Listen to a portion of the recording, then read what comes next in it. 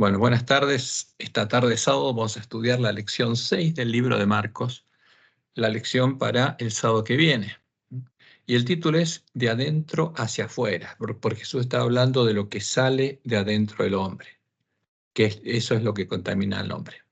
Entonces vamos a empezar por esa parte, siguiendo el título. ¿Cuál es el verdadero problema del hombre?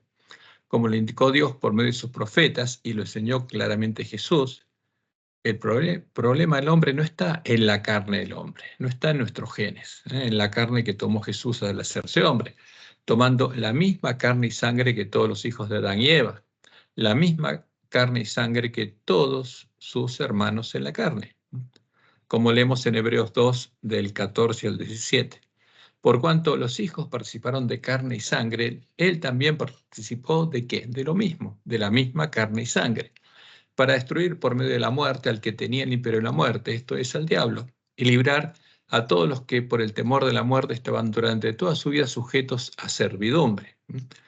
¿Sujetos a servidumbre a qué? Al pecado, por lo cual debía ser en todo semejante a sus hermanos. Como leemos en Romanos 1:3, Pablo nos dice que acerca de su Hijo, nuestro Señor Jesucristo, que era del linaje de David según la carne. O sea, era hijo de David según la carne. O sea, ¿qué tenía? La misma carne que todos los hombres. Era un verdadero hombre. Y el problema tampoco está en lo que come el hombre, en lo que entra en el hombre por la boca. Por lo que come el hombre, porque lo que come el hombre termina ¿dónde? En la letrina, dice Jesús, y no contamina ni la mente ni el corazón del hombre. Y lo que come tampoco lo puede limpiar, y eso es importante para nosotros, porque lo que comemos no contamina ni limpia la mente y el corazón. Marcos 7, 18 a 19. Él les dijo, ¿también vosotros estáis así sin entendimiento? ¿No entendéis que todo lo de fuera que entra en el hombre no le puede contaminar porque no entra en su corazón, sino en su vientre, en el vientre, y sale a la letrina? Esto decía, dice nuestra Biblia, haciendo limpios todos los alimentos. Ahora, hay que tener cuidado con esta última declaración. ¿Por qué? Porque Jesús guardó la ley y él no hizo limpios los alimentos que la ley establecían como inmundos. Pero bueno, lo importante es lo que Jesús quería enseñar, que lo que comemos no nos contamina, porque no entra en nuestro corazón. El verdadero problema, ¿dónde está? Está en el tesoro que el hombre tiene en su corazón. ¿Desde cuándo? Desde que Satanás le dio a conocer su ciencia, la maldad, la ley del pecado, a nuestros primeros padres, a Adán y Eva. Y cómo lo hizo, escribiéndola en sus mentes y en sus corazones, en reemplazo de la ley de Dios.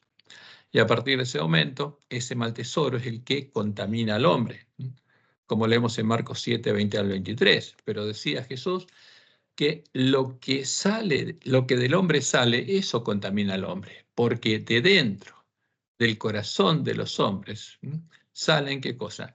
Los malos pensamientos, los adulterios, las fornicaciones, los homicidios, los hurtos, las avaricias, las maldades, el engaño, la lascivia, la envidia, la maledicencia, la soberbia, la insensatez. Todas estas maldades, dice Jesús, porque es el fruto de la maldad, de dentro salen y contaminan al hombre. Y en Mateo 12:35 leemos, el hombre bueno del buen tesoro del corazón saca buenas cosas y el hombre malo del mal tesoro saca malas cosas. O sea, lo que termina que seamos buenos o malos, ¿qué es? Lo que tenemos en el corazón, la ley que tenemos escrita en la mente y en el corazón. ¿Cuál era la verdadera diferencia que el santo, el verdadero Jesús tenía con nosotros? Porque tenía nuestra carne, pero ¿había alguna diferencia? Sí. Como se dieron cuenta Wagones y Jones al estudiar Hebreos 2 y lo predicaron en el verdadero mensaje de 1888, porque ahora se habla mucho de ese mensaje, pero lo que predica la mayoría de los que la predican no es verdad. ¿Cuál es el verdadero mensaje de 1888? Es el que nos lleva a conocer al verdadero Jesús. Y como lo predicaron Wagones y Jones, la diferencia entre Jesús, entre Jesucristo hombre y nosotros, no estaba en su carne, porque Jesús tenía nuestra misma carne y sangre. Y esto es lo que dice Hebreos 2, del versículo 9 al 17. Pero vemos a aquel que fue hecho un poco menor que los ángeles. Fíjense, en su naturaleza como era Jesús, inferior a los ángeles, como todos los hombres. ¿Qué nos dice eso? Jesús no era un Dios. No es como el anticristo que era 100% Dios, porque el que es 100% Dios es infinitamente superior a los ángeles. Con que hubiera retenido un solo atributo divino, hubiera sido superior a los ángeles y no inferior. Pero el verdadero Jesús fue hecho un poco menor que los ángeles. Por eso dice el autor de Hebreos, pero vemos a aquel que fue hecho un poco menor que los ángeles, a Jesús, coronado de gloria y de honra a causa del padecimiento de la muerte, para que por la gracia de Dios gustase la muerte por todos. ¿Por qué? Porque una persona que es Dios no puede morir, porque es inmortal. Que en cambio el verdadero Jesús era un verdadero cordero, un verdadero hombre. Porque convenía a aquel por cuya causa son todas las cosas y por quien todas las cosas subsisten, que habiendo de llevar muchos hijos a la gloria, porque ese es el Evangelio del Reino de Dios, o sea, que la gloria de Dios se refleje nuevamente en nosotros, perfeccionase por aflicciones el autor de la salvación de ellos. Pero para que eso se fuera realidad, Jesús tenía que ser perfeccionado. Tenía que llegar a ser el primero de los hijos de Dios que reflejaran nuevamente su imagen, y por amor a nosotros tenía que dar su vida, como el Cordero de Dios. Por eso Dios lo perfeccionó a Jesús. En cambio, una persona que es Dios no puede ser perfeccionada. ¿Por qué? Porque es perfecta, es omnisapiente, omnisciente. Pero habiendo llevar muchos hijos a la gloria, perfeccionase por aflicciones el autor de la salvación de ellos. Porque el que santifique, los que son santificados de uno son todos. ¿Qué dice acá? Como se dieron cuenta organizaciones que Jesús y nosotros venimos de una sola persona. ¿De quién? De Adán. Por lo cual no se avergüenza de llamarlos hermanos, diciendo, anunciaré a mis hermanos tu nombre. En medio de la congregación te alabaré. Y otra vez, yo confiaré en él. ¿Por qué? Porque Jesús, como hombre, tenía que tener fe en Dios. Y venció por la fe en Dios. Y de nuevo, he aquí yo y los hijos que Dios me dio. Porque esa es la promesa del Mesías cuando triunfara, que Dios también escribiría su ley en la mente y el corazón de sus hermanos, de sus discípulos. Así que por cuanto los hijos participaron de carne y sangre, él también participó ¿de qué? De lo mismo, de la misma carne y sangre, para destruir por medio de la muerte al que tenía el imperio de la muerte, esto es, al diablo, y librar a todos los que por el temor de la muerte estaban durante toda la vida sujetos a servidumbre.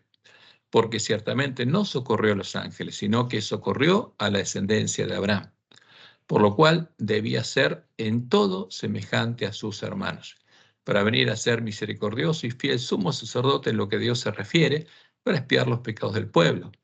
Pues en cuanto él mismo padeció siendo tentado, y esta es otra característica muy clara que diferencia al verdadero Jesús del falso, porque Jesús, que es Dios, no puede ser tentado por el mal. Pues en cuanto él mismo padeció siendo tentado, es poderoso para socorrer a los que son tentados.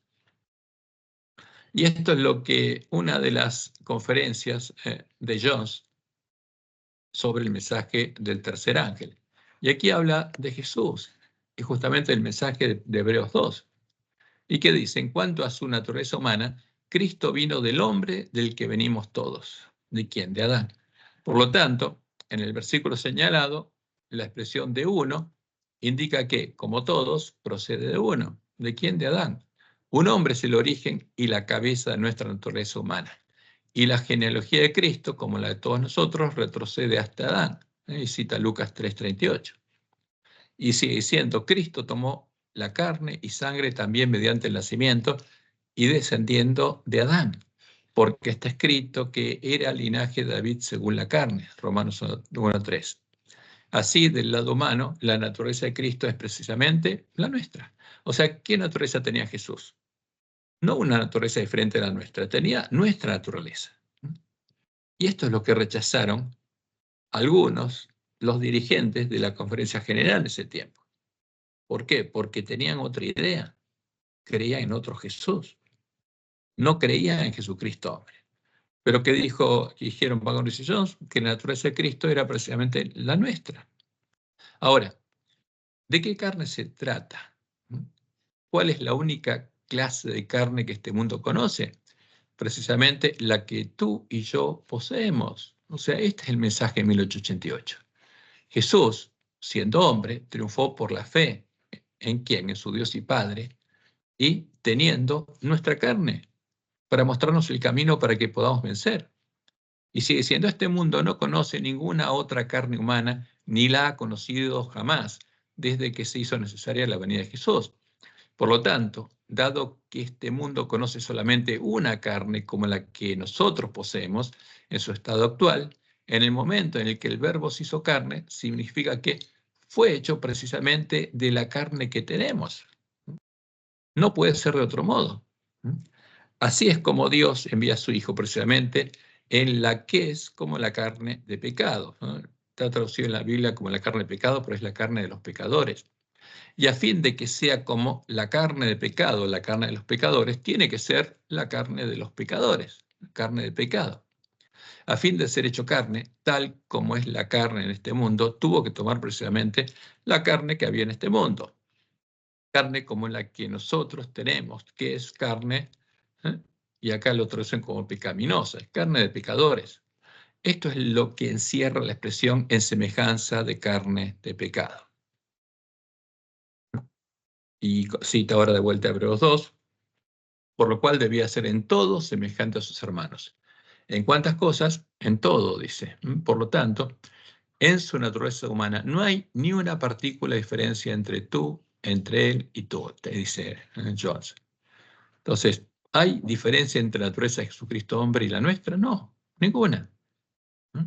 En la carne no hay diferencia porque es la misma carne.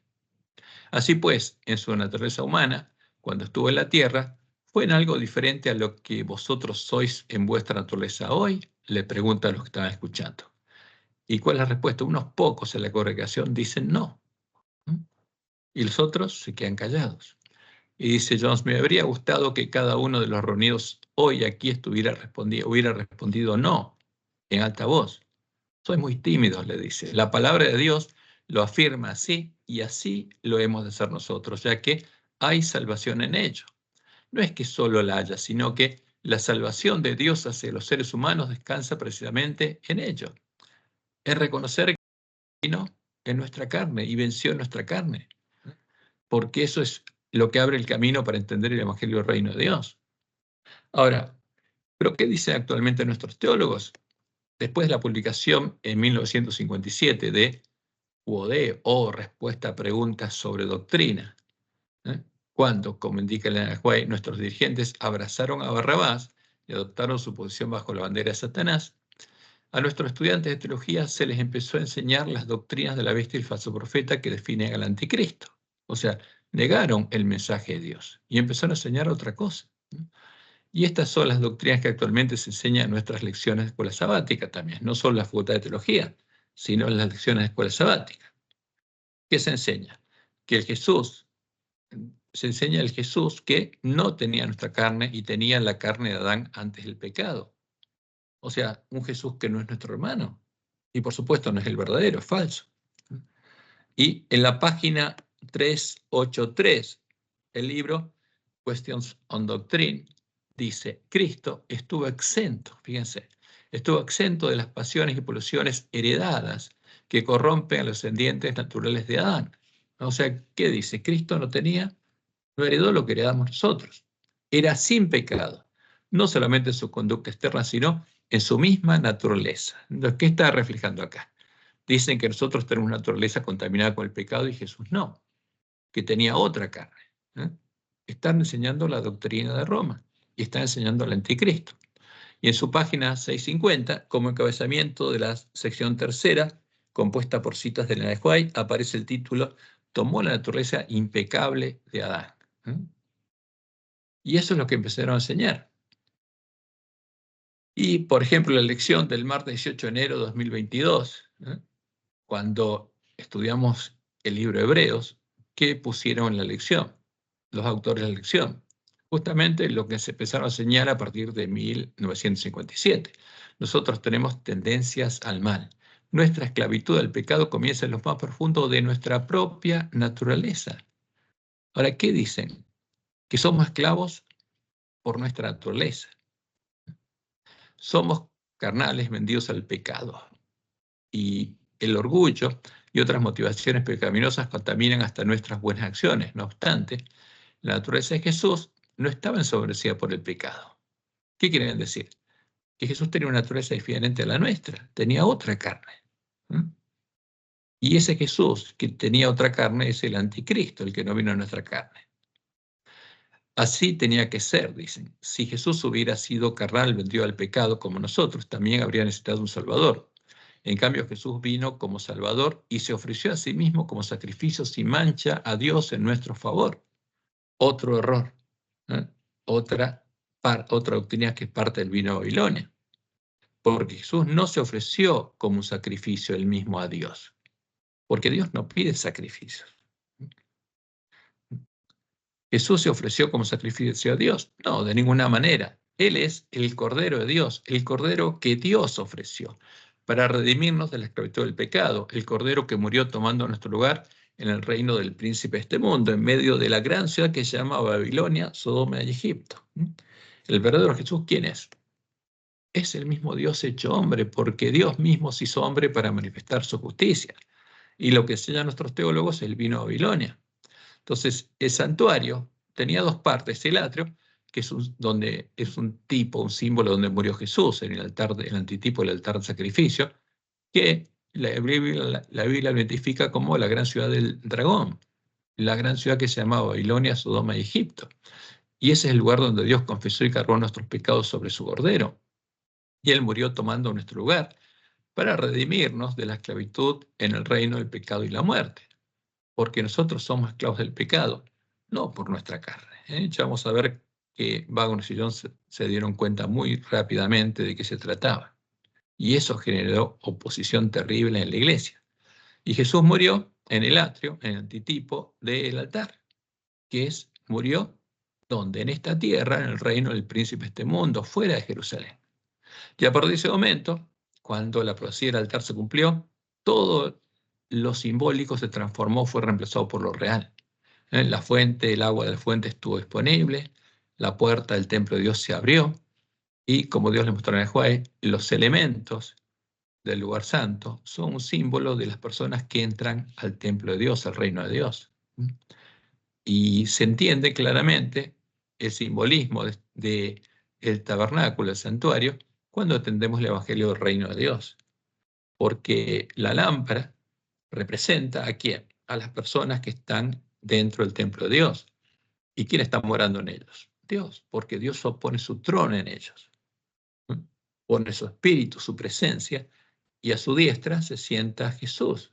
Porque, como dice Pablo, y el autor de Hebreos lo dice claramente, Jesús oficia en la casa de Dios en el tiempo del nuevo pacto, la cual casa somos nosotros.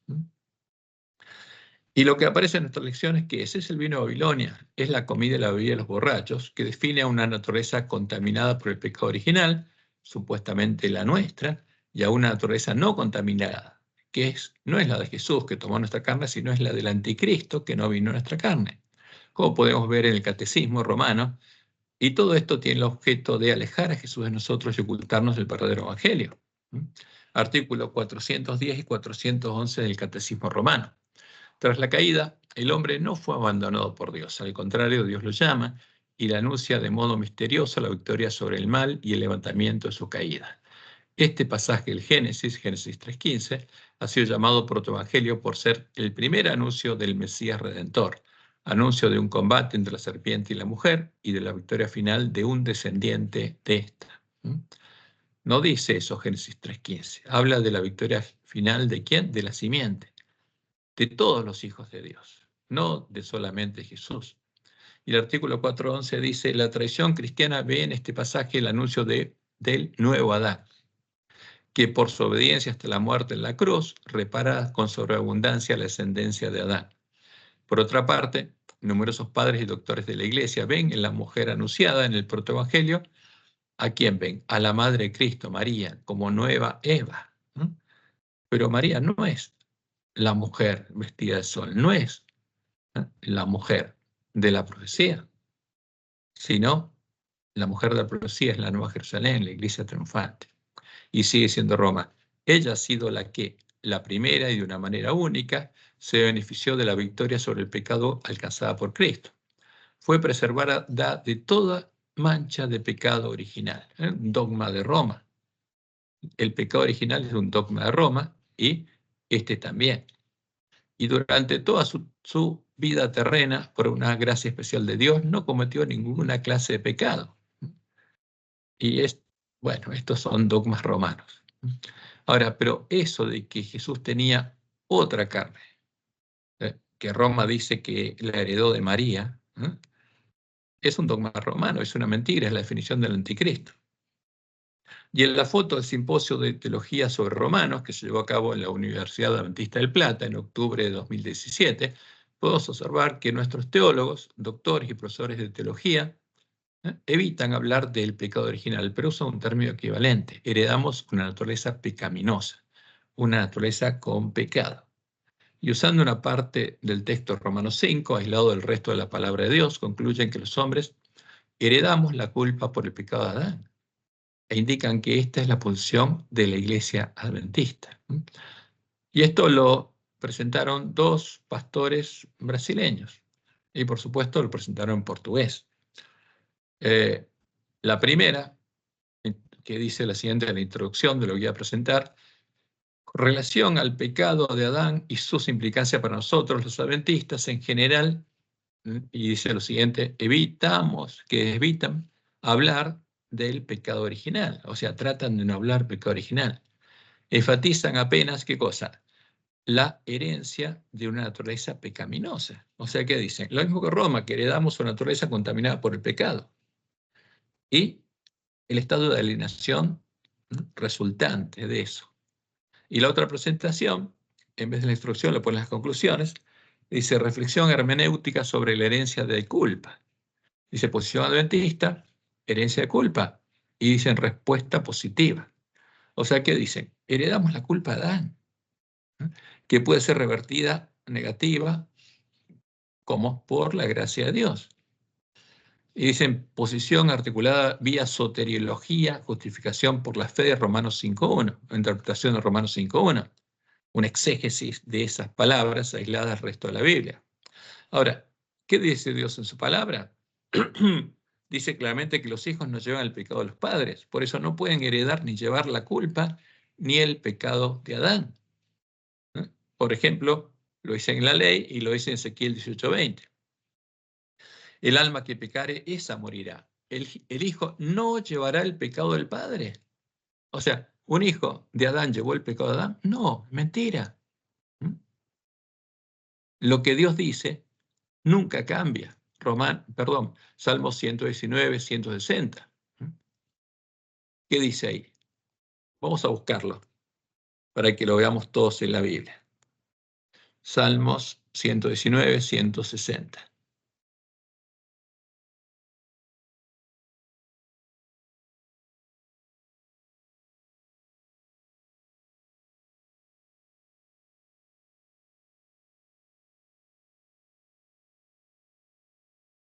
Es largo el salmo, pero vamos a ver, está.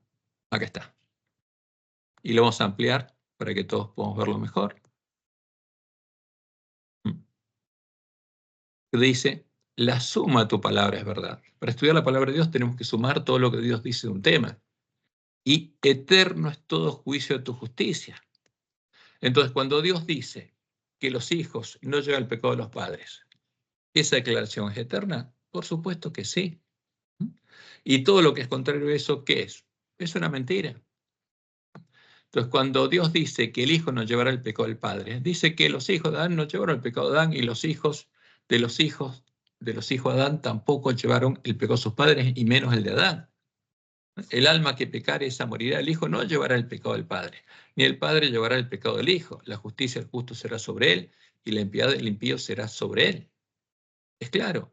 Por eso Dios nos dice a la ley y al testimonio. Si no quieren conforme a esto es porque no les ha amanecido. ¿Qué están enseñando nuestros teólogos? ¿Una verdad o una mentira? Una mentira de Roma, porque están enseñando el vino de Babilonia. Y además enseñan el Jesús que era divino, que en su naturaleza era 100% Dios y 100% hombre, como fue definido por los sabios de Roma en el Concilio Ecuménico de Calcedonia del año 451 después de Cristo. Y este es el anticristo, el falso Jesús, que primero no fue hecho menor que los ángeles, porque si era 100% Dios, en su naturaleza era infinitamente superior a los ángeles. En segundo lugar, no fue tentado como nosotros somos tentados, porque una persona que es Dios no puede ser tentada por el mal. O sea que es evidentemente falso. Tercero, no fue perfeccionado, porque siempre fue un Dios omnisapiente y conocía todo. En cambio, Jesús crecía ¿en qué? En sabiduría. El verdadero Jesús era un niño humano que crecía en sabiduría, en estatura, en gracia para con Dios y con los hombres. Y últimamente, y por último, no murió por nosotros, como los mismos autores de la lección lo indican, porque su divinidad siguió viva, dice. Por eso sabemos que no era una oveja y seguía siendo omnisapiente. ¿Por qué? Porque los muertos nada saben y no murió, como leemos en la lección del 7 de noviembre de 2022. Y aunque la humanidad de Cristo murió, su divinidad no falleció. Entonces, ¿murió Jesús? No, ese Jesús no murió. El verdadero Jesús sí murió.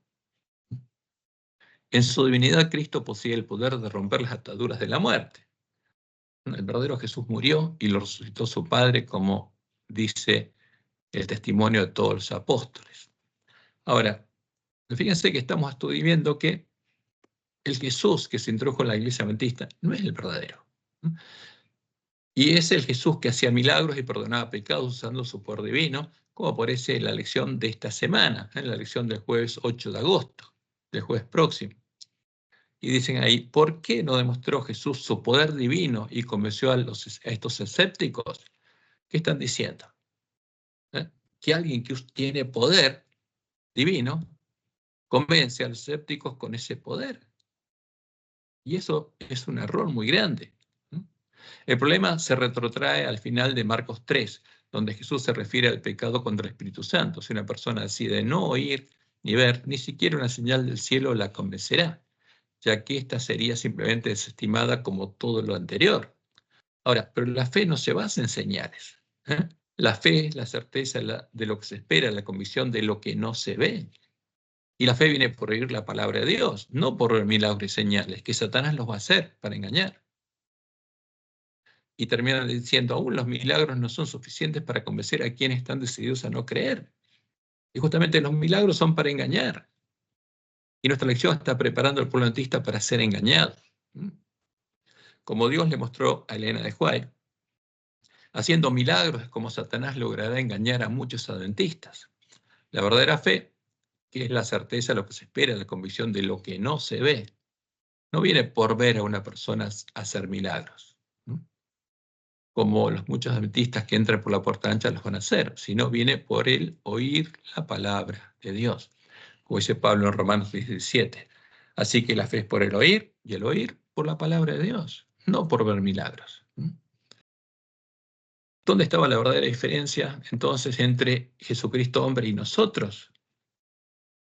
Como claramente lo entendieron Vagones y Jones, la diferencia estaba en el tesoro de su corazón, como lo anunciaba la Biblia, en la ley que Dios había escrito en su mente y en su corazón, para que él fuera el segundo Adán y el primogénito entre muchos hermanos. Y vamos a otra conferencia justamente de Jones, en 1895, sobre el mensaje del tercer ángel, y esta es la conferencia número 17. ¿Y qué dice?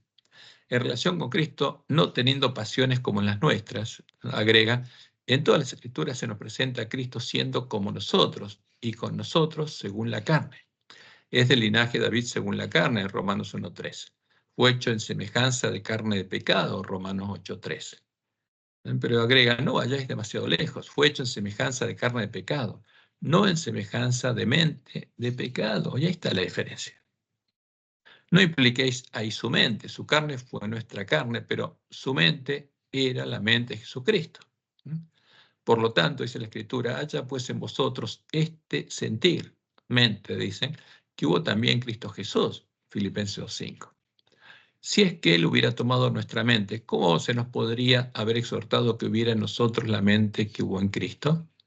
Ya la habríamos tenido, pero ¿cuál es la clase de mente que tenemos? También está corrompida por el pecado. Y eso entendieron claramente en la enseñanza de Jesús. Porque el problema no está en nuestra carne. Jesús tomó nuestra carne. El problema está en nuestra mente. El ser humano tenía en un principio la mente de Dios, porque tenía escrita la ley de Dios en la mente del corazón. La perdió y en su lugar tomó la mente de Satanás. En Jesucristo se vuelve a traer de nuevo la mente de Dios a los hijos de los hombres y Satanás resulta vencido. Por lo tanto, es gloriosamente cierto, tal como traduce Young, y también la versión alemana a partir del griego original, sabemos que ha venido el Hijo de Dios y nos ha dado una mente. 1 Juan 5:20. Ahora, esa es la diferencia. Lo que el hombre tiene escrito en la mente y el corazón, lo que Satanás escribió en la mente y el corazón de Eva. Y los transformó de reflejar la imagen de Dios a personas que estaban más cerca de reflejar la imagen de Satanás. Por eso, mientras que nosotros tenemos la mente de Satanás en un cuerpo igual a nuestro, en nuestra misma carne y sangre, Jesús fue perfeccionado para tener la mente de Dios. En su corazón moraba el amor de Dios y de su interior solo salían cosas buenas. ¿Y qué nos muestra esto? Que en nuestra carne Dios puede hacer el mismo milagro, puede transformar nuestra mente, nuestro corazón, a la imagen de Jesús, escribiendo su ley en nuestra mente y en nuestro corazón. No necesitamos cambiar nuestra carne, porque Jesús tenía nuestra carne. Y eso es lo que quiere ocultar Satanás, porque quiere ocultar las promesas del Evangelio del Reino de Dios. Y como anunciaba el Salmo 48, el Mesías diría estas palabras: me complazco en hacer tu voluntad, oh Dios mío, y tu ley está en medio de mi corazón. Como había estado al principio en el corazón de Adán y Eva. Por eso Jesús es el segundo Adán, porque fue perfeccionado por Dios para que su ley esté en el medio del corazón de Jesús y para que su gloria se vea en Jesús. Por eso él dice en Juan 15:9, como el Padre me ha amado, así también yo os he amado, como Dios, con el amor de Dios, permaneced en mi amor. Y en Juan 15:13 les dice, nadie tiene mayor amor que este, que uno ponga su vida por sus amigos.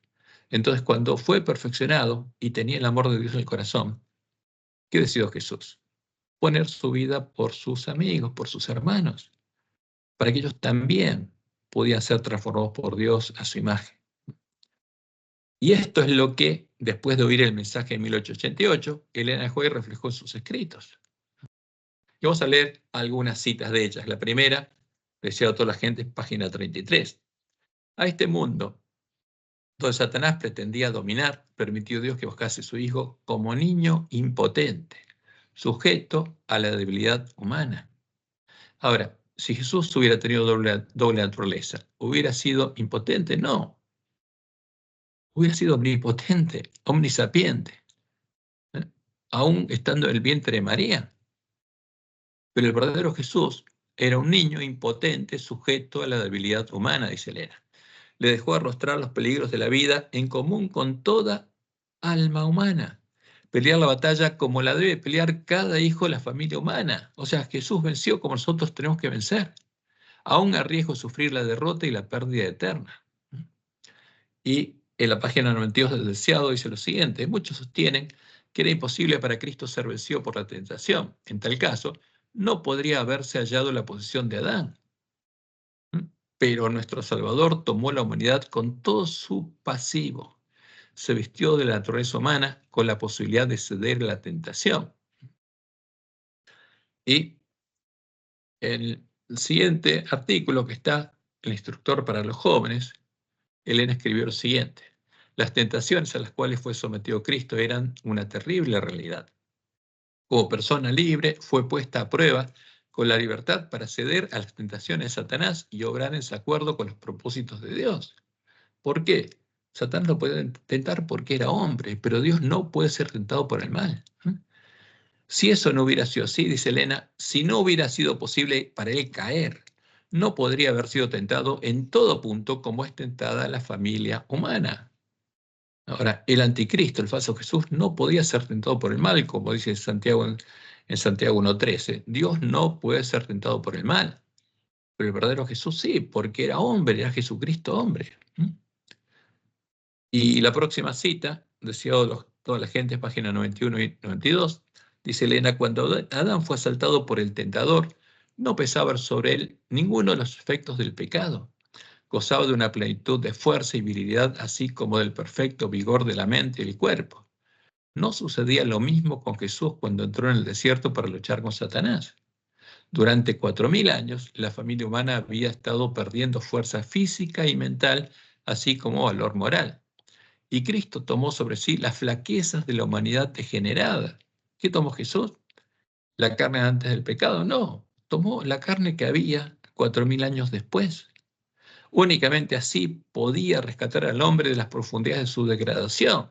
Tenía que ser un verdadero cordero, que tenía que tener nuestra carne, ¿no? Para tomar nuestro lugar y para que nosotros pudiéramos tomar el lugar de él. Y vemos que Elena de White indica claramente que Jesús no tenía la naturaleza de Adán antes del pecado, como lo indican actualmente nuestros teólogos, sino tenía la naturaleza de nuestra carne. ¿Cómo venció Jesús al pecado? No venció por tener una naturaleza distinta a la nuestra, la naturaleza de Adán antes del pecado, sino por conocer y confiar en el poder y en las promesas de su Dios y Padre.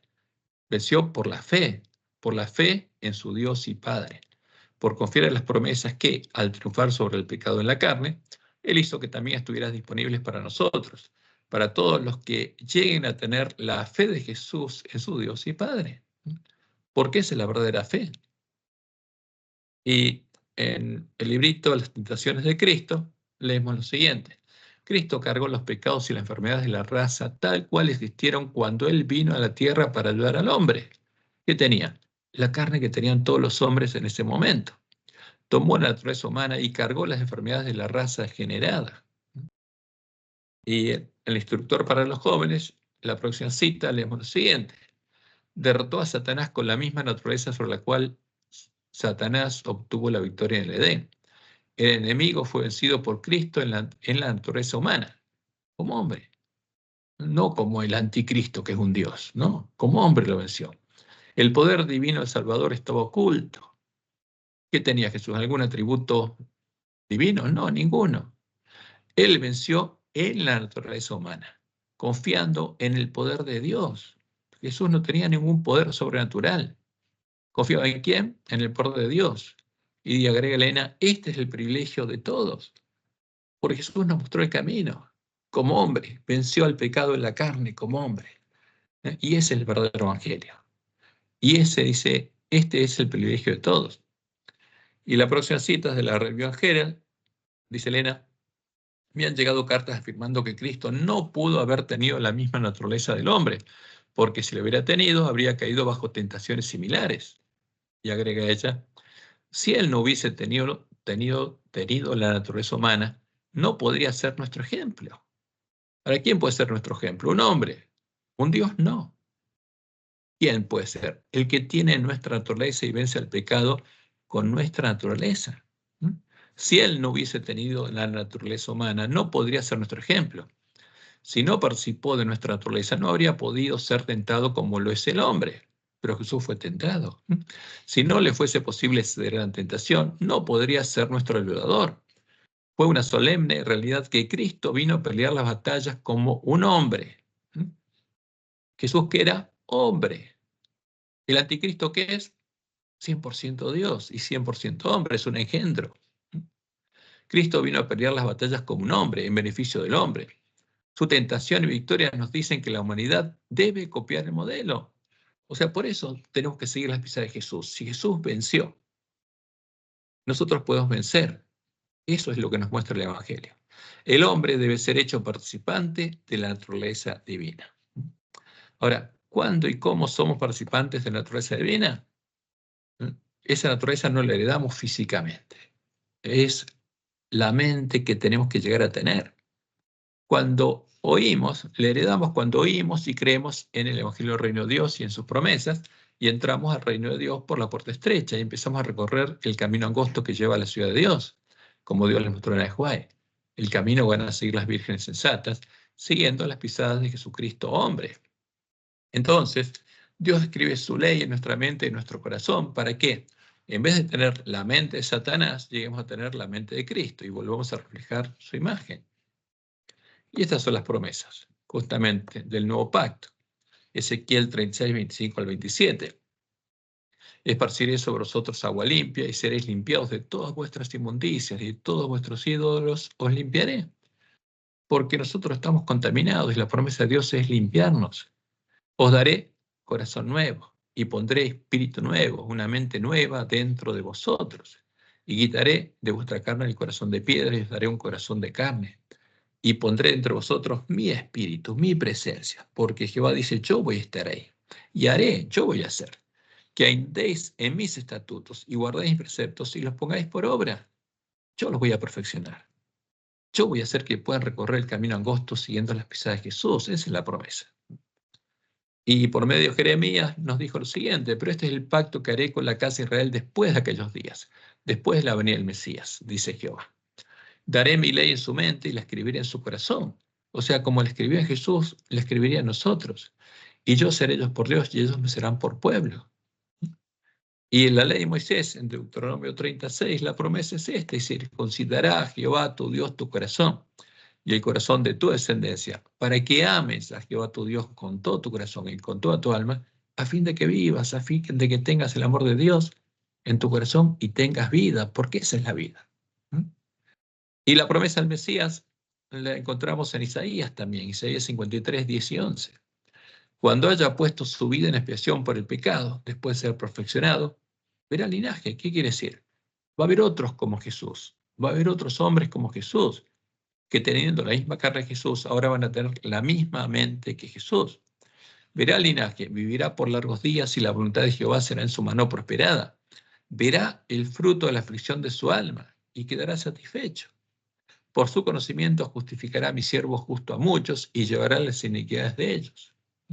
Por eso, simbólicamente, en Isaías 8, 16 al 18, están las palabras del Mesías. Porque la promesa de Dios, y aquí está la respuesta del Mesías, ¿qué le pide a Dios? ¿Qué le pide a Jehová? Ata el testimonio, sella la ley entre mis discípulos, o sea, como la escribiste en mi mente y en el corazón, hace lo mismo con quién, con mis discípulos, con mis hermanos. Esperaré pues a Jehová, el cual escondió su rostro en la casa de Jacob, y en él confiaré, porque el Mesías tenía fe en Dios.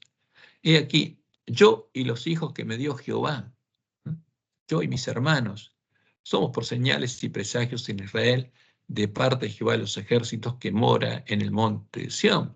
Nosotros somos la sal de la tierra, dice Jesús, yo y los hijos que me dio Jehová, y la luz del mundo. Por eso, ¿qué les dijo a sus discípulos y a nosotros? Un mandamiento nuevo os doy, que os améis unos a otros como yo os he amado. ¿Y cómo nos amó Jesús? Con el amor de Dios. ¿Y cómo iban a amar sus discípulos, sus hermanos? Con el amor de Dios, teniendo la ley de Dios escrita en la mente y el corazón, que también os améis unos a otros. En esto conocerán todos que sois mis discípulos, si tuvierais amor los unos con los otros. Esa es la luz que no se puede esconder. Y como leemos en Juan 1, 10 y 13 al 13, dice Juan, en el mundo estaba y el mundo por él fue hecho, porque él es Jehová.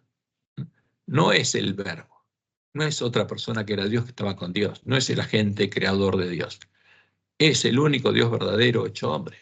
En el mundo estaba y el mundo por él fue hecho, pero el mundo no le conoció. A lo suyo vino y los suyos no le recibieron. Mas a todos los que le recibieron, a los que creen en su nombre, a los que creen que él es Jehová el Señor, les dio potestad de ser hechos hijos de Dios, los cuales no son engendrados de sangre, ni de voluntad de carne, ni de voluntad de varón, sino de Dios. Ese es el nuevo nacimiento. Y a partir de ese nacimiento nuevo, que Dios nos da una mente nueva y un corazón nuevo, nos transforma a imagen de Jesús escribiendo su ley en nuestra mente y en nuestro corazón. Por eso Pablo en Romanos 8, 28 al 30 dice, y sabemos que a los que aman a Dios, los que aman a Jehová, los que conocen y aman a Jehová, todas las cosas les ayudan a bien. Esto es a los que conforme a su propósito son llamados, porque a los que antes conoció también los predestinó para que fuesen hechos conforme a la imagen de su Hijo. ¿Para qué? Para que Jesús vea linaje, para que Él sea el primogénito entre muchos hermanos, entre muchos hermanos que son parte de la simiente de la mujer.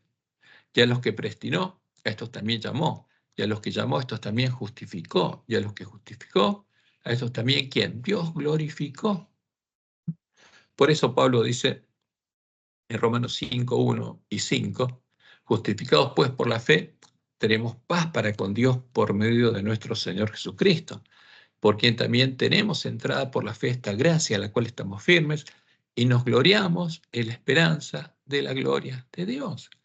Porque el hombre quedó destituido de la gloria de Dios cuando en su mente y su corazón quedó escrito el pecado.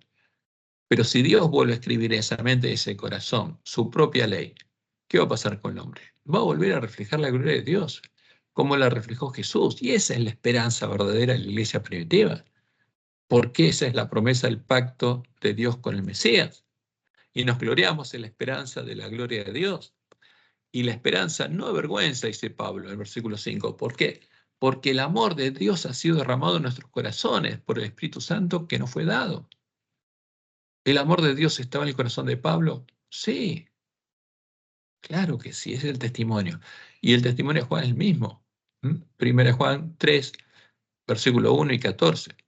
Dice Juan, mirad cuál amor nos ha dado el Padre, nos ha dado Jehová, para que seamos llamados, ¿qué cosa? Sus hijos, hijos de Dios. ¿Qué amor tenemos que tener para que se nos llame hijos de Dios? El amor de Dios. Por esto el mundo no nos conoce porque no le conoció a Él. Nosotros sabemos que hemos pasado de muerte a vida en que amamos a los hermanos. El que no ama a su hermano permanece en muerte. ¿Cuál es la muerte espiritual? No tener la ley de Dios escrita en la mente y el corazón. Y la vida, tenerla. ¿No? Tener el amor de Dios en el corazón. Esa es la vida eterna. Por eso, el autor de Hebreos, en el capítulo 12, versículos 1 y 2, nos dice lo siguiente.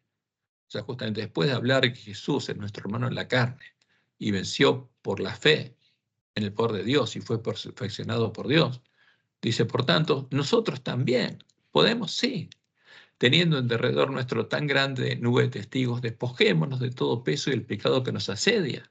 Salgamos del atrio, del reino del príncipe de este mundo y entremos a la casa de Dios y corramos con paciencia la carrera que tenemos por delante. Puesto los ojos en ¿quién? En Jesús. En un Dios, no, en el hombre, en nuestro hermano, que venció por la fe, puesto los ojos en Jesús, el autor y consumador de la fe, el cual por el gozo puesto delante de él sufrió la cruz, menospreciando el oprobio y se sentó a la diestra del trono de Dios. Por eso el verdadero Jesús es nuestro ejemplo. Y el anticristo, el que quiere ocupar su lugar, lo quiere ocultar.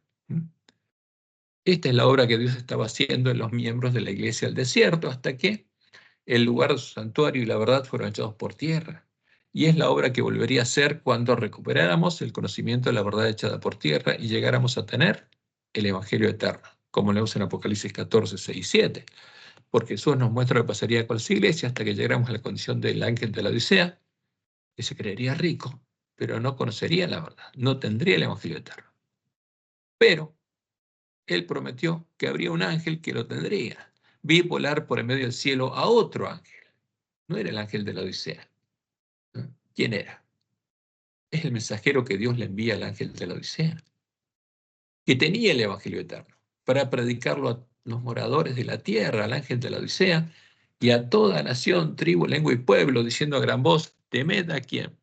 Este es el mensaje de Elías, a Jehová, y dadle gloria, porque la hora de su juicio ha llegado. O sea, se acerca el día en que la última generación del pueblo de Dios va a ser juzgada. Prepárense, porque se va a cerrar la puerta en el día y la hora que no saben. ¿Y adorad a quién? Al que no está adorando, a Jehová, a aquel que hizo realmente el cielo y la tierra, el mar y las fuentes de las aguas. Y no adoren a la imagen de la bestia. ¿Qué tendremos que hacer nosotros al oír a nuestras espaldas, como Dios lo anunció, las palabras que nos dirían, este es el camino, andad por él? Deberíamos deshacernos de las abominaciones a las que estaríamos adorando y entrar al templo del reino de Dios, a los lugares asolados que tienen que ser reedificados. Y la profecía es clara. Esto estaría pasando en medio de la iglesia remanente, Ezequiel 8:16.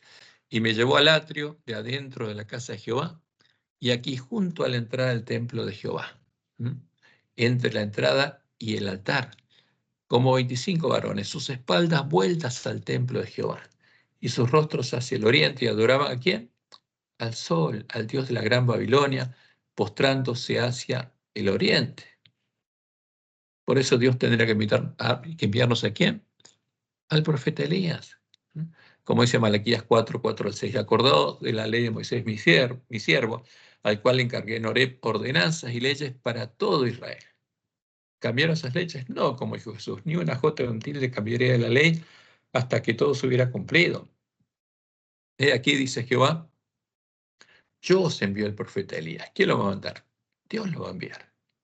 ¿Para qué? Para que nos dé el alimento a tiempo, antes que venga el día de Jehová grande y terrible. Él hará volver el corazón de los padres hacia los hijos y el corazón de los hijos hacia los padres, no sea que yo venga y hiera la tierra con maldición. Y como dice la profecía de Isaías 30, 19 al 21, ciertamente el pueblo morará en Sión, en Jerusalén. En la nueva Jerusalén está hablando. Nunca más llorarás. El que tiene misericordia se apiadará de ti. Al oír la voz de tu clamor, te responderá cuando clames a él. ¿Eh? ¿Cómo va a responder? Como el hombre de la escobilla. Bien que os dará el Señor pan de congoja y agua de angustia. Con todo, tus maestros nunca más te serán quitados, sino que tus ojos verán a tus maestros. Entonces tus oídos oirán a tus espaldas palabra que diga. Este es el camino, andad por él. ¿Por qué estaríamos haciendo? Todo el pueblo, todos los ángeles de la Odisea estaríamos postrados hacia el oriente, adorando al sol, al anticristo, al Jesús de Roma, dándole la espalda a Jehová y al templo de Jehová, como dice la profecía. Y entonces oiríamos a nuestras espaldas. ¿Y quién lo predicaría? El mensajero que Dios nos enviaría. Palabra que diga, este es el camino, andad por él. Está a la espalda de ustedes, está dentro del templo de Jehová. Y el destino final es la mesa de los panes, la proposición de Dios, la nueva Jerusalén, como Dios le mostró a Joai. Y no echéis a la mano derecha ni tampoco torzáis a la mano izquierda. ¿Y qué dice Jehová que tendremos que hacer para entrar a su templo y para que Él nos empiece a transformar a imagen de Jesús?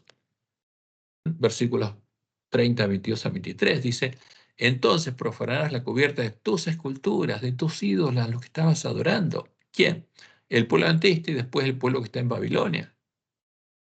Y la vestidura de tus imágenes, las imágenes, o estaríamos adorando ídolos, imágenes, las apartarás como trapo asqueroso. ¿Qué tenemos que decirle a la abominación desoladora? Sal fuera, dice, fuera de acá, y nunca más adorarla. Sal fuera, les dirás. ¿A quién? A los ídolos, a las falsas rocas que son dioses.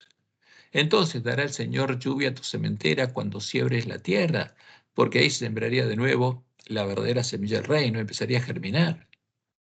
Y dará pan del fruto de la tierra. Esa es la promesa de Dios. Y eso tenemos que hacer. Entonces vamos ahora, después de ver esto, a cuál es el problema verdadero, porque tenemos que predicar el Evangelio del Reino de Dios, porque es el verdadero Evangelio. Vamos a ver los hechos relatados por Marcos. Esta semana vamos a analizar las enseñanzas de Jesús, enseñanzas que son esenciales para nosotros. Y vamos primero, empezamos con la enseñanza sobre tradiciones y mandamientos. Marcos 7:1 en adelante. Se juntaron a Jesús los fariseos y algunos de los escribas que habían venido de Jerusalén, los cuales, viendo a algunos de los discípulos de Jesús comer pan con manos inmundas, esto es, no lavadas, los condenaban. Entonces, ¿qué decían ellos? El que no se lava las manos es inmundo. ¿Por qué? Porque pensaban que es una simple limpieza de manos, los hacía limpios ceremonialmente. Porque los fariseos y todos los judíos, aferrándose a la tradición de los ancianos, si muchas veces no se lavan las manos, no comen. Y volviendo de la plaza, si no se lavan, no comen. Y otras muchas cosas hay que tomaron para guardar, como los lavamientos de los vasos de beber y de los jarros y de los utensilios de metal y de los lechos. Ahora, ¿está bien lavar eso? Sí está bien. Pero ellos lo tomaban como una pureza ceremonial, como que quedaban limpios. Y eso no es así. Es un tema de salud. Le preguntaron pues los fariseos y los escribas, ¿por qué tus discípulos no andan conforme a la tradición de los ancianos, sino que comen pan con manos inmundas? Cuando crearon las leyes de los ancianos, las 613 mitzvot, los dirigentes religiosos judíos empezaron a enseñar que lavarse las manos los purificaba ceremonialmente y ellos se creían limpios, mientras condenaban a los que no seguían la tradición de los ancianos. Creían que un judío quedaba contaminado por entrar en contacto con los gentiles o paganos y aún con el elemento que ellos habían tocado. Al seguir la tradición de los ancianos, creían que guardaban la ley de Moisés y la ley de Dios, pero estaban engañados, no eran justos ni estaban limpios, como Jesús lo contó claramente y lo vimos en las lecciones pasadas, cuando el fariseo va al templo a dar gracias a Dios y no a pedirle a Dios que lo limpie, porque creía que era justo y estaba engañado, porque esas enseñanzas de hombres lo habían engañado. Entonces, ¿cómo sigue el diálogo? Respondiendo entonces Jesús, ¿qué les dijo? Hipócritas, bien profetizó de vosotros Isaías como está escrito. Este pueblo de labios me honra, mas su corazón está lejos de mí, pues en vano me honra. Como dice Isaías, pues en vano me honran ¿cómo? Siguiendo, ¿qué cosa? Mandamientos de hombres. ¿Y Jesús qué dice? Porque dejando el mandamiento de Dios os aferráis a la tradición de los hombres, los lavamientos de los jarros y de los vasos de beber, y hacéis muchas cosas semejantes. Decía también, bien invalidáis el mandamiento de Dios para guardar vuestra tradición, porque como hizo el hombre de pecado después, los sabios judíos se habían sentado en el templo de Dios como Dios, haciéndose pasar por Dios, y estaban cambiando la ley de Dios e invalidando el mandamiento de Dios. Y sigue diciendo Jesús en el versículo 10, porque Moisés dijo, honra a tu padre y a tu madre, y el que maldiga al padre o la madre muere irreversiblemente. Pero vosotros decís, basta que diga un nombre al padre o la madre, es corbán, que quiere decir mi ofrenda a Dios, todo aquello con que pudiera ayudarte, y no le dejáis hacer más por su padre o por su madre, invalidando la palabra de Dios con vuestra tradición que habéis transmitido, y muchas cosas hacéis semejantes a estas. Por eso es un problema poner tradiciones de los hombres como reglas, como leyes. ¿Y qué pasa con nosotros en nuestros días? Lamentablemente, pasa lo mismo que los días de Jesús, porque siguiendo el camino de Roma y las iglesias protestantes caídas, que los lobos vestidos de ovejas le hicieron dar, en nuestra iglesia se ha reemplazado a la palabra de Dios por mandamientos de hombres, por las creencias fundamentales de la iglesia adventista, y se condena al que no cree en ellas y cree en la palabra de Dios, como Dios le mostró en Ajuay que sucedería. Y vamos a leer las palabras de Ajuay y Conflicto de los Siglos, páginas 654 al 656, o 554 al 556, ahora vemos. Dice, ya Cristo previó que las pretensiones de autoridad desmedida de los escribas y fariseos no habían de desaparecer con la dispersión de los judíos. Con mirada profética, vio que la autoridad humana se encumbraría para dominar las conciencias en la forma que ha dado tan desgraciados resultados para la Iglesia en todos los siglos. Y sus terribles acusaciones contra los escribas y fariseos y sus amonestaciones al pueblo a que no siguieran a esos ciegos conductores. Sus amonestaciones al pueblo a que no siguiera a esos ciegos conductores fueron consignadas como advertencia para las generaciones futuras. La Iglesia romana, dice ella, reserva al clero el derecho de interpretar las Sagradas Escrituras. Y Roma dice que Jesús le dio esa autoridad. Y sobre pretexto de que solo los eclesiásticos son competentes para explicar la palabra de Dios, priva de ella al pueblo. Aun cuando la Reforma hizo las Escrituras accesibles a todos, este mismo principio sustentado por Roma es el que hoy impide a miles y miles en las iglesias protestantes que las estudien por sí mismos. ¿Por qué? Porque la iglesia protestante estaba siguiendo el camino de Roma y ahora lo está siguiendo la iglesia adventista. Se les enseña a aceptar sus doctrinas tal cual las interpreta la iglesia. Y hay millares de personas que no admiten nada, por evidente que sea su revelación en las Sagradas Escrituras, si resulta en oposición con su credo o con las enseñanzas adoptadas por sus respectivas iglesias. Y es triste, pero es realidad. Y ahora pasa esto con la iglesia adventista, porque tenemos un credo.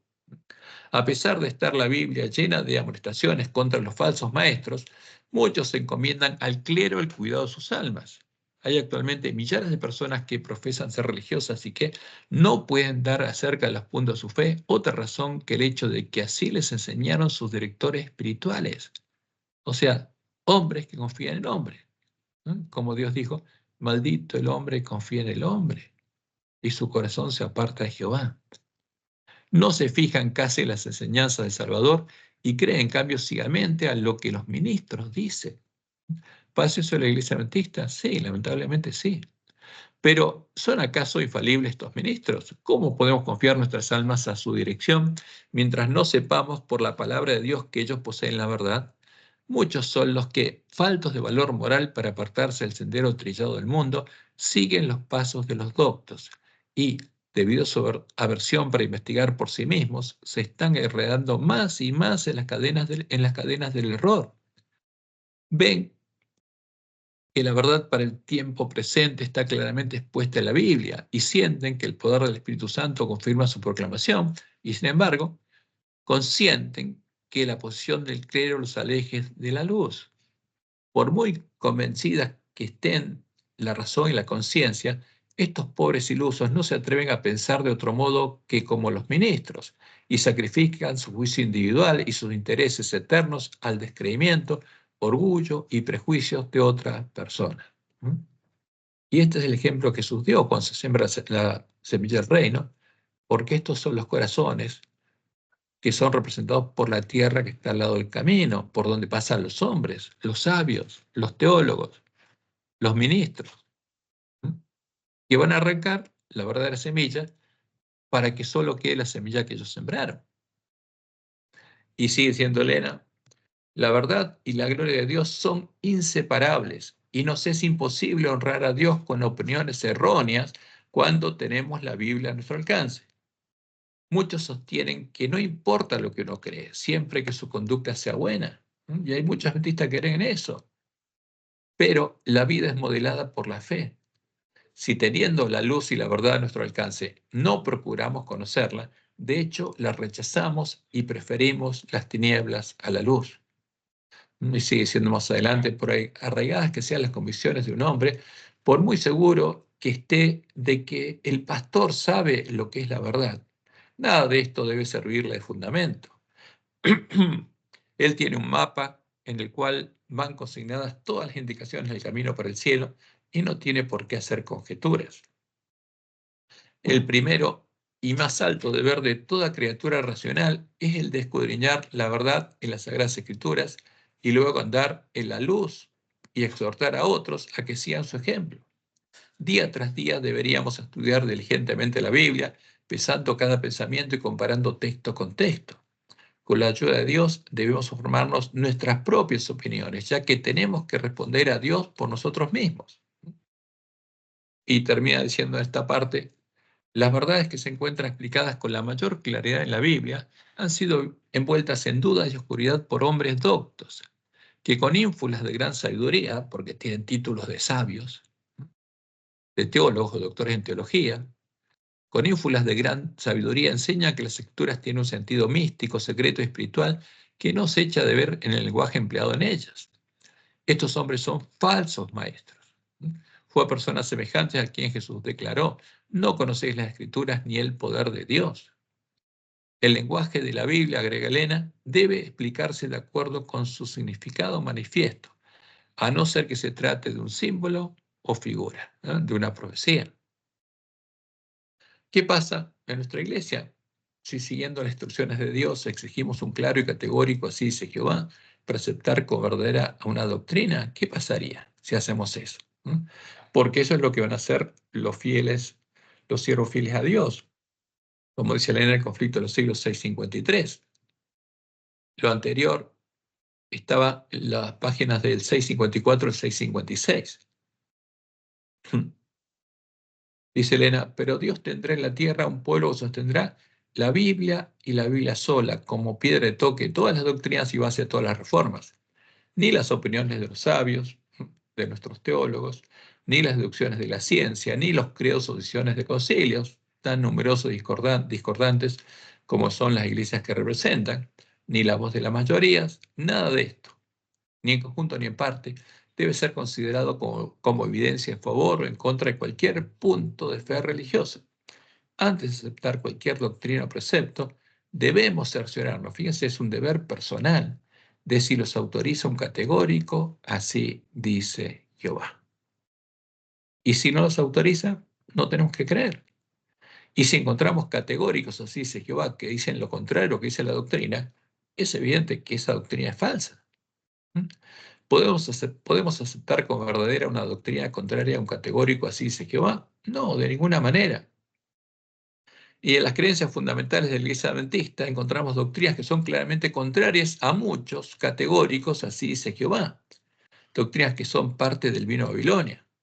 Y vemos que se ha organizado a la Iglesia Adventista como a la Iglesia de Roma, para perseguir a los adventistas que no crean el credo y enseñen las verdaderas doctrinas de la Biblia. Y es triste ver esto. Pero esto es lo que Dios anunció que pasaría en el tiempo de la apostasía. A partir del año 1980, en nuestra iglesia existe un conjunto de creencias fundamentales que incluyen la comida y la bebida de los borrachos, empezando por la imagen del celo. El Dios al que adora la Iglesia Universal Católica de Roma, la mujer Isabel. El Dios la Trinidad, como ya lo vimos. Y el credo ya ha sido establecido como norma de fe, porque cuando un hermano es bautizado en nuestra iglesia, como voto bautismal, debe confesar su fe en las creencias fundamentales de la Iglesia Adventista. Y como podemos ver en el manual de iglesia, también se ha organizado nuestra iglesia para aplicar las mismas reglas que aplicaba la Santa Inquisición para juzgar a los hermanos y extirpar la herejía de la iglesia, castigando el grave pecado de los herejes que, primero, fíjense, no creen las creencias fundamentales de la iglesia, definen eso como un pecado, un nuevo pecado, o enseñan doctrinas contrarias a la del credo, como Jesús indicó que deben hacerlo siervos fieles y prudentes. Porque si en el credo está la comida y la bebida de los borrachos, ¿qué alimento le van a dar a sus hermanos los siervos fieles y prudentes? Otro alimento, el que el Dios les dé, el que proviene de su palabra. Fíjese lo que aparece en el manual de iglesia, páginas 198 al 199, razones por las cuales los miembros serán disciplinados. Y dicen, entre los pecados graves.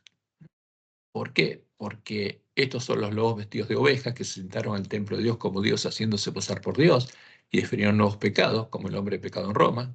Entre los pecados graves por los cuales los miembros estarán sujetos a la disciplina de la iglesia se dan los siguientes.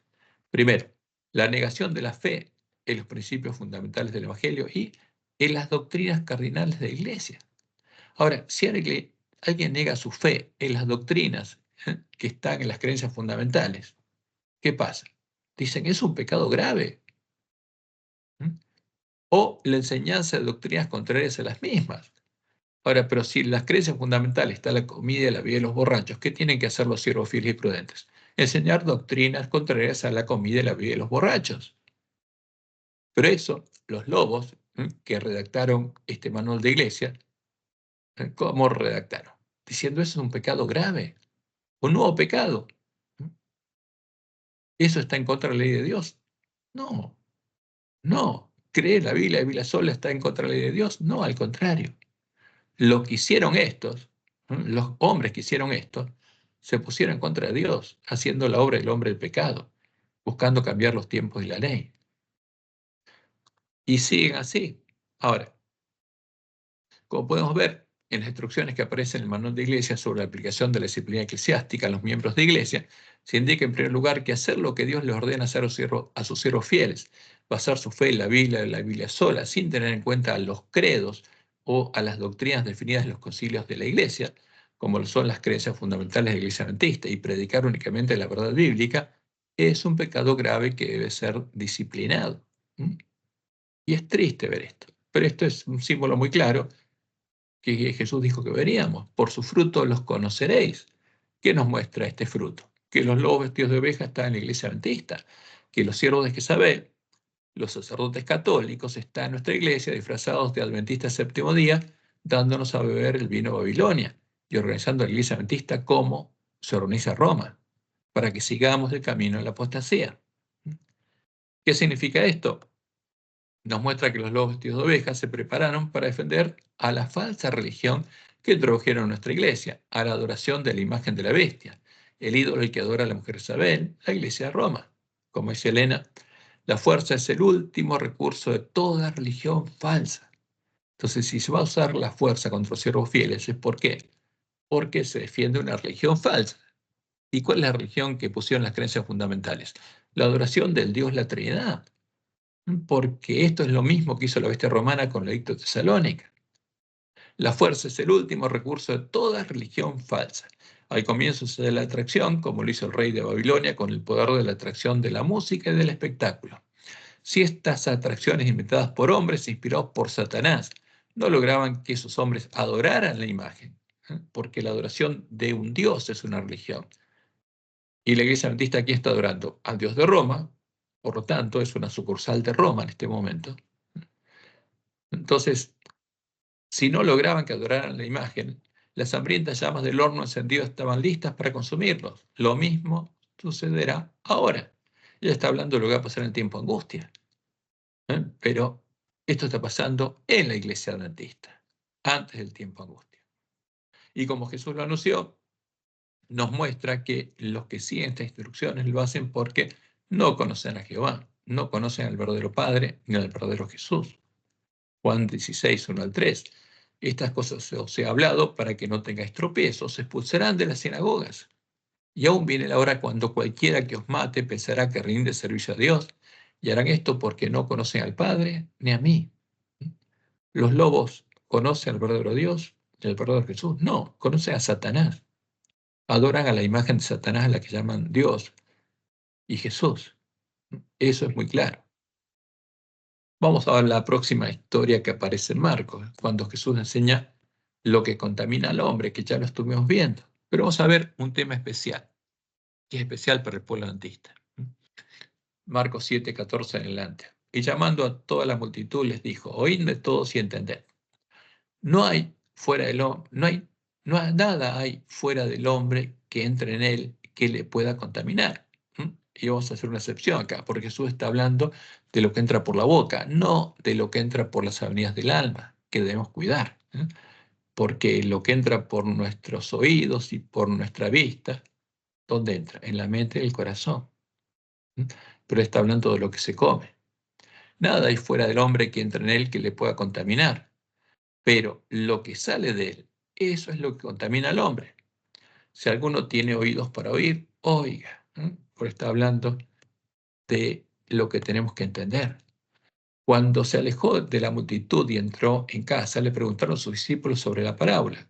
Él les dijo, ¿también vosotros estáis así sin entendimiento? ¿No entendéis que todo lo de fuera que entra en el hombre no le puede contaminar? Porque no entra en su corazón, sino en el vientre y sale a la letrina. Esto decía haciendo limpios todos los alimentos. Eso no es lo que hacía Jesús. Hay que tener cuidado con esta declaración, porque Él no vino a cambiar los tiempos y la ley. Pero decía que lo que sale del hombre, esto es lo que contamina al hombre. Porque de dentro del corazón de los hombres salen ¿qué cosa? Los malos pensamientos, los adulterios, las fornicaciones, los homicidios, los hurtos, las avaricias, las maldades, el engaño, la lascivia, la envidia, la maledicencia, la soberbia, la insensatez. Todas estas maldades, porque eso salen del mal tesoro del corazón, ¿no? De la maldad que está en la mente de Satanás, que él puso en la mente del hombre, el corazón del hombre, todas estas maldades de dentro salen y contaminan al hombre. Ese es el problema del hombre, el mal tesoro de su corazón. Y adicionalmente a lo que ya estudiamos al comienzo de nuestra lección, aquí hay un tema que debemos tener, con el que debemos tener sumo cuidado, porque se puede llegar a tomar en forma equivocada, como lo hacían los escribas y fariseos en esos días, y las palabras de Jesús nos pueden ayudar. ¿Cuál es ese tema? La reforma pro salud. Es un tema que tenemos que tener en cuenta y entender todos. Y la pregunta es, entendiendo las palabras de Jesús, ¿pueden los alimentos que ingerimos siguiendo la reforma pro salud limpiar nuestra mente y nuestro corazón? Y la respuesta es clara, no. ¿Dónde va? Al estómago y a la letrina. No limpia. De ninguna manera pueden limpiar nuestra mente y nuestro corazón. Solo van a hacer que tengamos un cuerpo más sano y una mente más lúcida para estudiar, comprender y aceptar la verdad.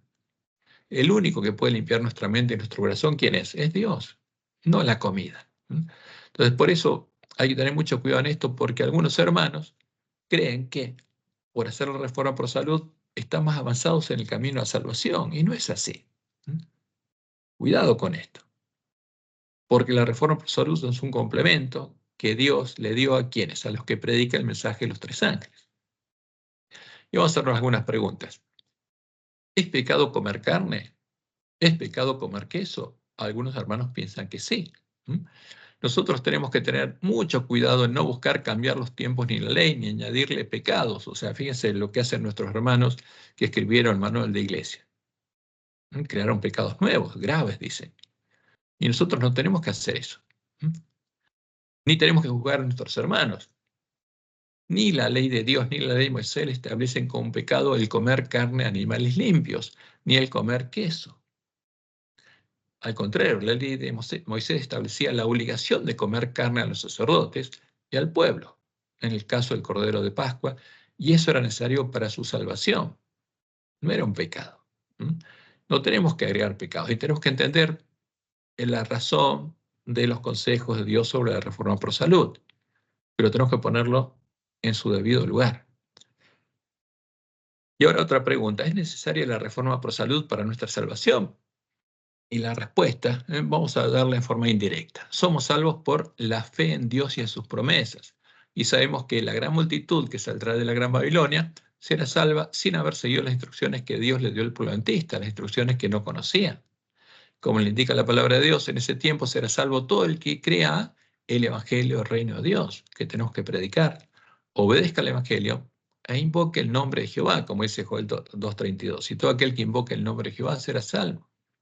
En cambio, los adventistas que sigan la reforma pro salud y rechacen la verdad, que va a haber muchos, como sucederá con las vírgenes insensatas, no serán salvos. O sea, la reforma pro salud, seguir la reforma pro salud, no es un mérito para salvación, ni es algo que nos santifique. Hay que entender bien de qué se trata. Y vamos a hacer otra pregunta. ¿Debemos los adventistas seguir las instrucciones sobre la reforma pro salud? Y la respuesta es clara, sí. Del mismo modo en el que Jesús guardó las instrucciones de la ley de Moisés y enseñó a guardarlas, sabiendo que esas instrucciones son para nuestro bien y nos preparan para vivir en el tiempo de angustia, cuando no podremos comprar ni vender, y nuestra dieta se basará en los alimentos que nos dará el pedazo de tierra en el que vivamos. Nosotros debemos estar preparados para ese tiempo, sabiendo cómo preparar una dieta sana y equilibrada que conserve nuestra salud. ¿Y cómo estamos preparados? Practicando los consejos que Dios nos dio a partir de este momento. Porque lamentablemente hay hermanos que, sin tener una instrucción adecuada, buscaron seguir las instrucciones sobre la reforma pro salud y se enfermaron. Y enfermaron a sus hijos. Porque se requiere un conocimiento importante para poder hacer una dieta sana, equilibrada, justamente con elementos vegetarianos, con los alimentos que vamos a tener que comer. Por eso tenemos que empezar a conocer justamente y alimentarnos del modo en que nos vamos a alimentar al tiempo de angustia. Ahora, cuando yo nací, cuando era chico, y vivíamos con mis padres en colegios adventistas, y siempre seguimos esa dieta. Yo estoy acostumbrado a comer de ese modo.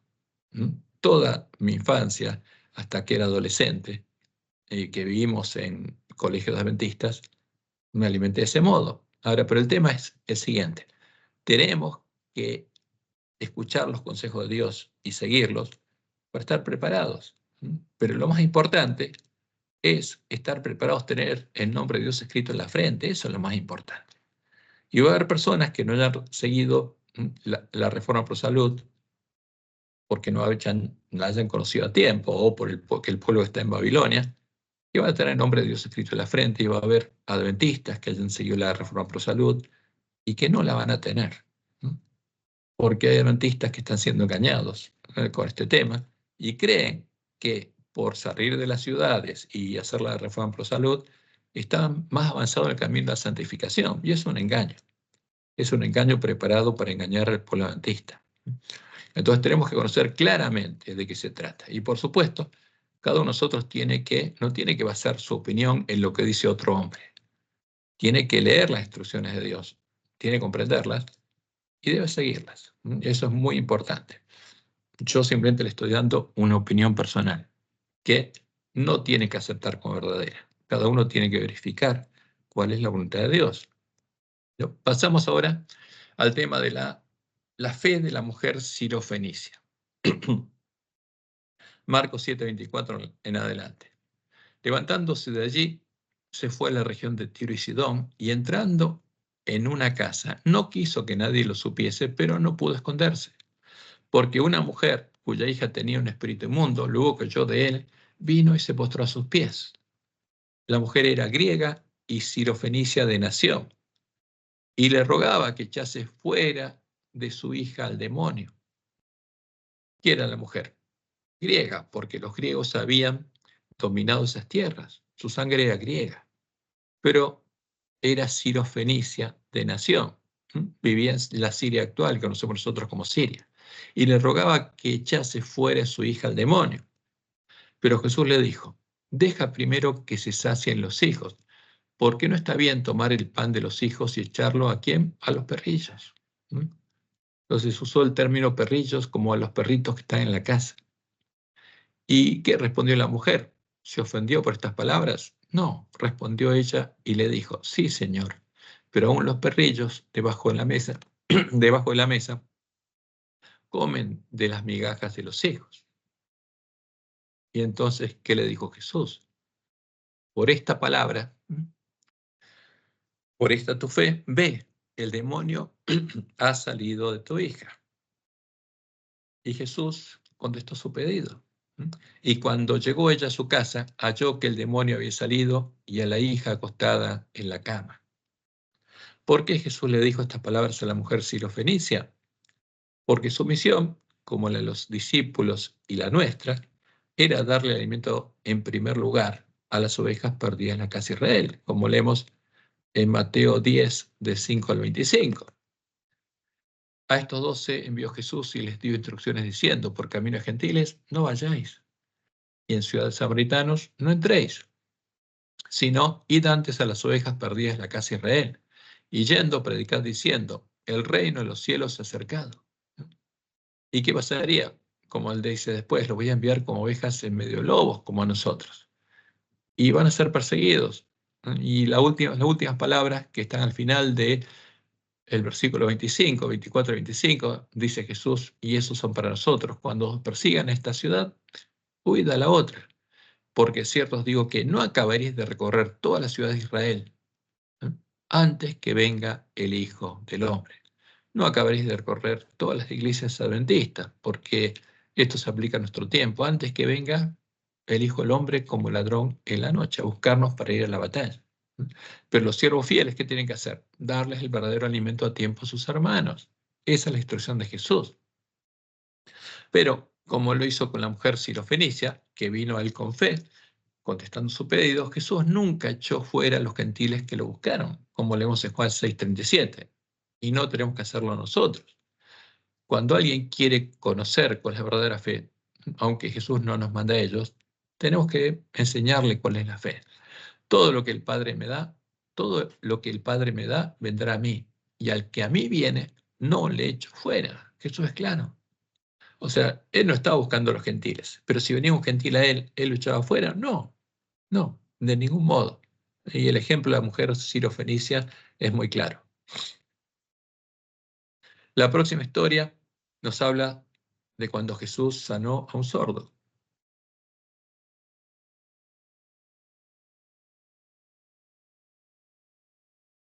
Volviendo a salir de la región de Tiro, vino por Sidón al mar de Galilea, pasando por la región de Decápolis.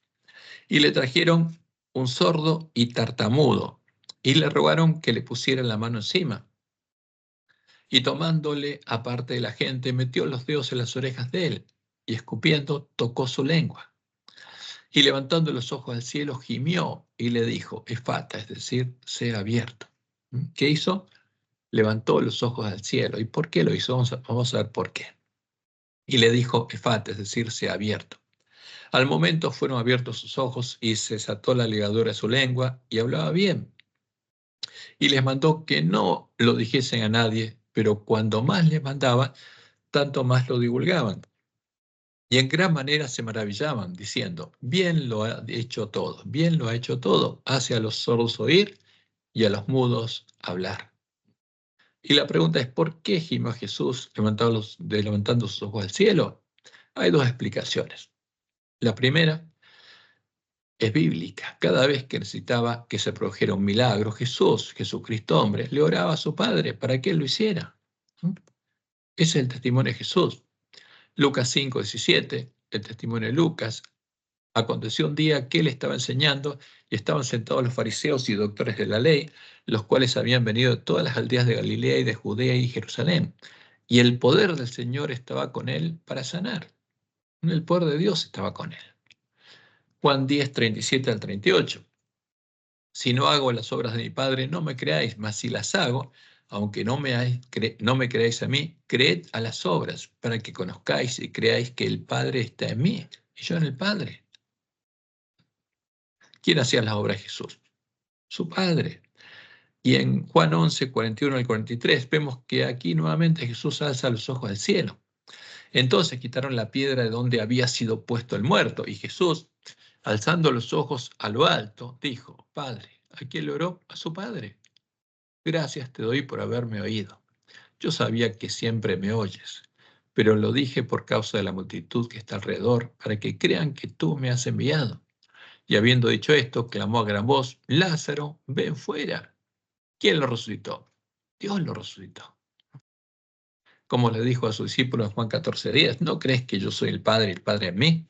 Las palabras que yo os hablo, no las hablo por mi propia cuenta, sino que el Padre que mora en mí, Él hace las obras. Por eso Jesús levantaba los ojos al cielo, porque se comunicaba con su Padre. Y este es el testimonio de Pablo en Hechos 10, de Pedro en Hechos 10:38, donde él cuenta que Dios ungió con el Espíritu Santo y con poder a Jesús de Nazaret, y cómo éste anduvo haciendo bienes y sanando a todos los oprimidos por el diablo, porque Dios estaba con él. ¿Quién hacía esas obras? Dios las hacía. Entonces, por eso Jesús alzó los ojos al cielo, porque siempre le oraba a su Padre, aunque no le orara en voz alta. Y en el deseado de toda la gente, citado por nuestra lección, el lenguaje agrega que su gemido también estaba relacionado con la incredulidad de sus hermanos. En la página 371 leemos: suspiró al pensar en los oídos que no querían abrirse a la verdad y las lenguas que se negaban a reconocer al Redentor. Y ahora vamos a pasar la próxima historia, cuando los fariseos exigen una señal de Jesús. Marcos 8:11 en adelante. Vinieron entonces los fariseos y comenzaron a discutir con él, pidiendo señal del cielo para tentarle. Y gimiendo en su espíritu, nuevamente, ¿qué dijo Jesús? ¿Por qué pide señal esta generación? De cierto os digo que no se dará señal a esta generación. Y dejándolos, volvió a entrar en la barca y se fue a la otra ribera. ¿No habían visto los fariseos las señales que Dios hacía por medio de Jesús? Sí, las habían visto y sabían que Jesús había venido a Dios como maestro, como Nicodemo, un fariseo, se lo dijo Jesús. Juan 3:1 y 2. Este vino de noche a Jesús y le dijo: Rabí, sabemos que has venido de Dios como maestro. ¿Quiénes? Nosotros, los fariseos, sabemos que has venido de Dios como maestro, porque nadie puede hacer estas señales que tú haces si no está Dios con él. Ahora, ¿qué estaban buscando estos fariseos? Guiados por Satanás, buscaban tentarlo para que intentara hacer milagros para exaltarse y se apartara de hacer la voluntad de Dios. Del mismo modo en el que Satanás lo había tentado, pidiéndole que convirtiera a las piedras en pan. ¿Por qué gimió? Y claramente, como dice el relato, porque le dolía la actitud de sus hermanos, a los que había venido a salvar.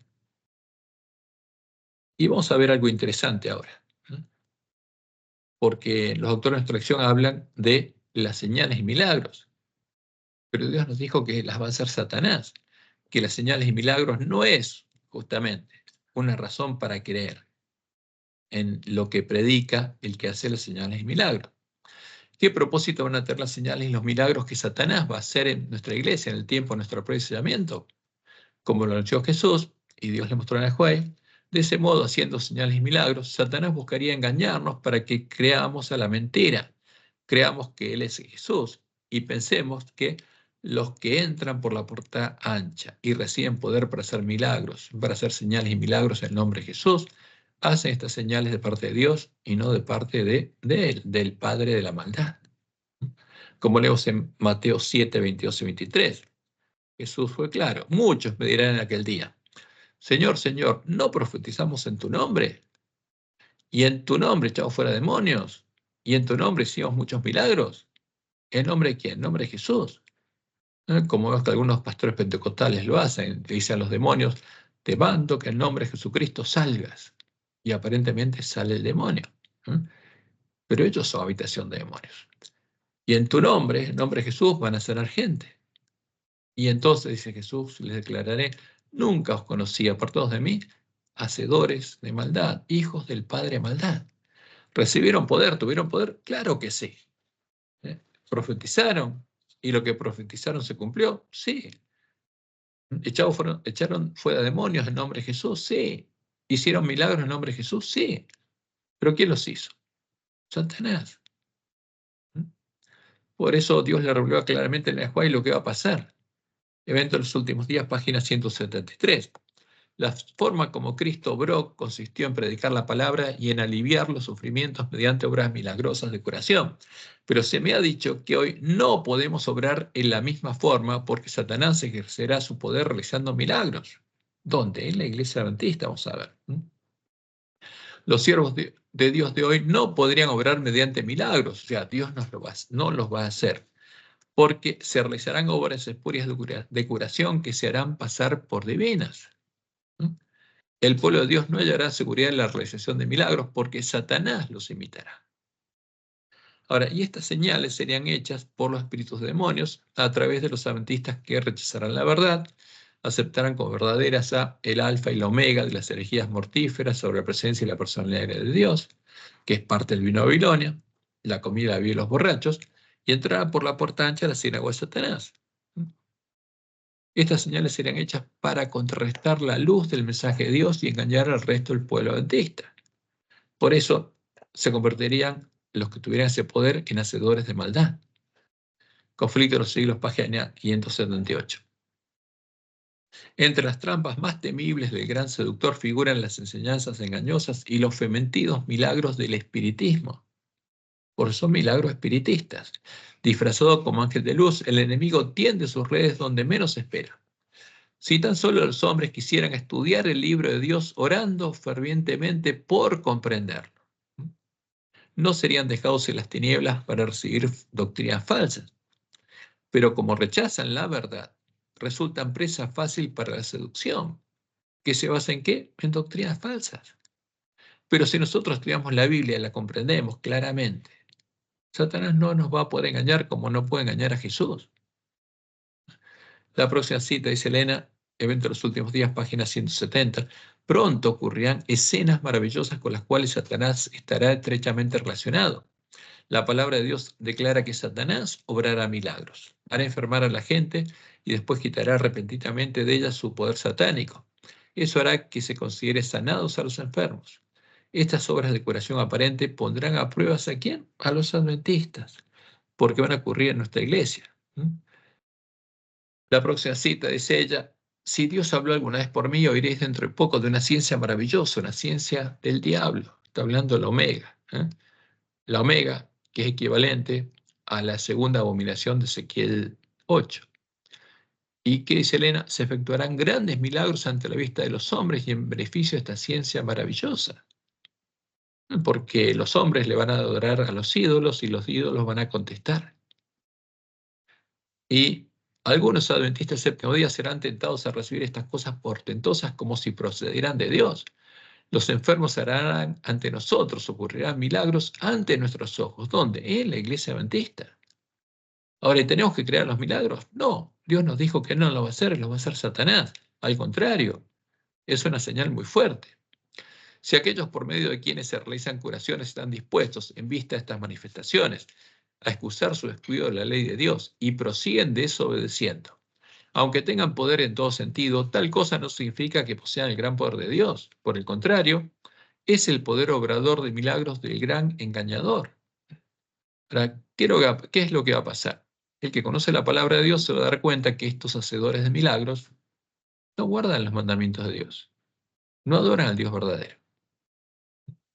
Y por supuesto, ese poder no es el poder de Dios, sino es el poder obrador de milagros del gran engañador. Y cuando Dios le mostró lo que pasaría en este tiempo, dice ella, Primeros Escritos, página 50, clamé a Dios para suplicarle que perdonara a su pueblo, entre el cual había algunos desfallecidos y moribundos, pues vi que llegaban rápidamente los juicios del Todopoderoso, iba a empezar el tiempo de angustia, y rogué al ángel que hablara en su propio lenguaje a la gente, porque ella vio la condición del pueblo antista y se desesperó. ¿Pero qué contestó el ángel? Todos los truenos y relámpagos del Sinaí no conmoverían a los que no quieren ser conmovidos. ¿Por qué? Por las evidentes verdades de la palabra de Dios. No quieren oír la palabra de Dios. ¿Y Dios va a dar otra señal? No. ¿Va a hacer milagros? No. Satanás sí.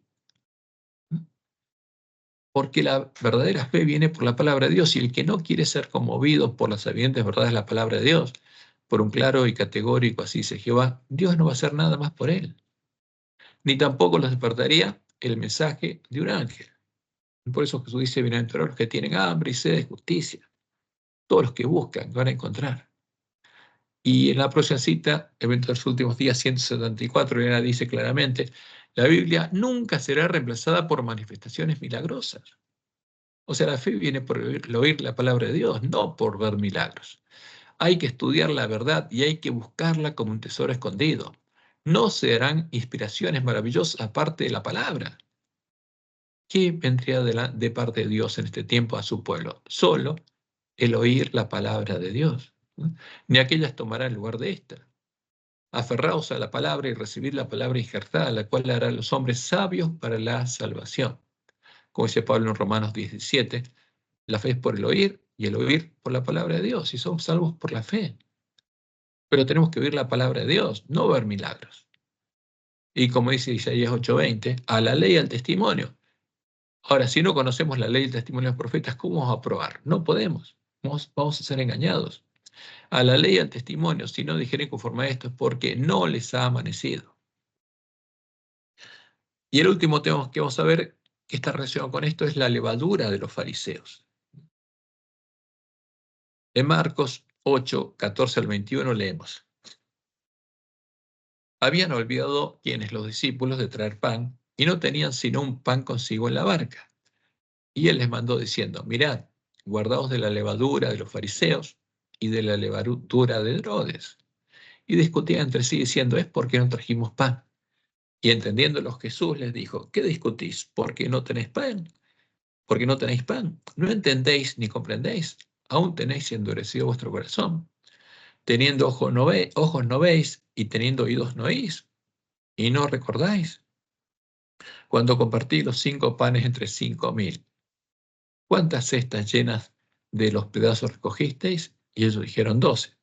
Y cuando los 7 panes entre 4.000, ¿y cuántas canastas llenas de los pedazos recogisteis? Y ellos dijeron 7. Y les dijo, ¿cómo aún no entendéis? La levadura de los fariseos, ¿cuál es? Ahora, ¿de qué les hablaba Jesús? Les hablaba de las doctrinas de los fariseos, como lo vemos claramente explicado en Mateo. Mateo 6, del 5 al 12. Llegando sus discípulos al otro lado, se habían olvidado traer pan. O sea, falta los 2 puntos. Y Jesús les dijo, mirad, guardaos de la levadura de los fariseos y de los saduceos. Ellos pensaban dentro de sí, diciendo, esto dice porque no trajimos pan. Y entendiéndolo Jesús les dijo, ¿por qué pensáis dentro de vosotros, hombres de poca fe, que no tenéis pan? ¿No entendéis aún, ni os acordáis de los 5 panes entre 5.000 hombres y cuántas cestas recogisteis? Ni de los 7 panes entre 4.000 y cuántas canastas recogisteis. ¿Cómo es que no entendéis que no fue por el pan que os dije que os guardaseis de la levadura de los fariseos y de los saduceos? Entonces entendieron que no les había dicho que se guardasen de la levadura del pan, sino de la doctrina de los fariseos y de los saduceos. ¿Por qué? Porque eran mandamientos de hombres. Y lo mismo estaría sucediendo con nosotros. La doctrina de los fariseos y los saduceos es el tipo de las falsas doctrinas que en este tiempo estarían en nuestro medio, a las que Jesús identificó como la comida y la bebida de los borrachos. Las falsas doctrinas y las falsas profecías que en este tiempo son predicadas desde nuestros púlpitos. Fíjense lo que Dios le mostró en el Juárez. Habrá espíritus seductores y doctrinas de demonios en medio de la iglesia. ¿De qué iglesia? La iglesia adventista. ¿Y se cumpliría? ¿Es la palabra profética más segura? Sí. Habrá espíritus seductores y doctrinas de demonios en medio de la iglesia, y estas influencias malignas aumentarán. Pero aferraos al comienzo de vuestra confianza y permaneced firmes hasta el fin. Habrá aún entre nosotros mercenarios y lobos con piel de oveja. ¿Qué habría entre nosotros? Mercenarios. ¿Quiénes son los mercenarios? Los que, como Balaam, trabajan por un sueldo, por la plata, y están dispuestos a hacer lo que le pidan los que le dan la plata. Ahora habrá aún entre nosotros mercenarios y lobos con piel de oveja, siervos de Jezabel, siervos de Roma, vestidos de adventistas, sacerdotes católicos, que tratarán de persuadir al rebaño de Dios a que ofrezca sacrificios a otros dioses antes que a Dios. O sea, Dios había llegado a su pueblo a empezar a entender quién es el verdadero Jesús. ¿Y qué hicieron los lobos vestidos de ovejas? Nos llevaron a tener las doctrinas de Roma, a ser una sucursal de Roma, a tener la religión de Roma. Y en Testimonios a los Ministros leemos lo siguiente. Muchos ocuparán nuestros púlpitos sosteniendo en las manos, ¿qué cosa? La antorcha de la falsa profecía encendida por la infernal tea satánica. ¿Qué se predicaría? ¿Qué tendría en las manos? La antorcha que alumbra el lugar oscuro o la falsa profecía encendida por la infernal tea satánica. Otra luz, creada por Satanás. La falsa profecía que busca engañar al pueblo adventista. Si se albergan dudas e incredulidad, los ministros fieles serán retirados de entre aquellos que creen saber tanto. O, si también tú conocieses, dijo Cristo, no menos en este tu día lo que es para tu paz, mas ahora está encubierto de tus ojos. ¿Por qué pasaría esto? Porque habrían albergado al engañador y al testigo falso, al falso Jesús. Y él los estaría guiando a hacer esta obra.